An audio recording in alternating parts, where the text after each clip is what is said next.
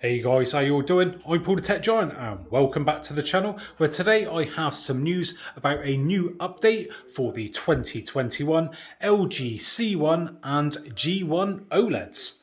So let's first take a look at exactly what this update has to offer. So I'm currently on LG software and firmware page, and if we just scroll down, we can see the software version just there, which is Series 3.11.21.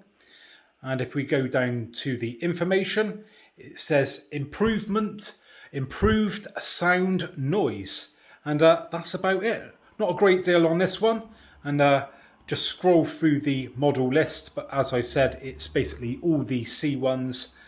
And if we go down, the G1s as well, as you will see. So yeah, plenty of the different models there. But so far, so good with this one. I've not noticed any issues so far. I've been running this for a couple of days now. So yeah, if you do want to go ahead and do it, I'm going to show you how you do that right now. Now, if you are new to these TVs or the channel, then this is dead simple to do. All you're going to want to do is grab your new Magic Remote and do a long press on the settings button, which is now in a slightly different location to the previous remote control. And once we've done that, we're going to get this menu up and we're going to go to support. Once we've done that, we're then going to head on over to software update. Now, once in there, we are presented with the current software version. And if there is an update available, that will display the version number of that update. Now, if you do want to download and install this, simple enough, go to download and install.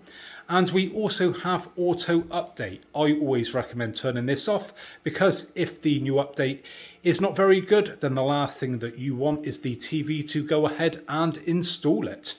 Well, there you have it then, guys. Hopefully you enjoyed that video today, and if you did, I'd really appreciate a thumbs up, and if you haven't already subscribed to the channel, then please consider doing so. So, thanks very much for joining me today, and hopefully I'll catch you guys on the next one. Bye for now.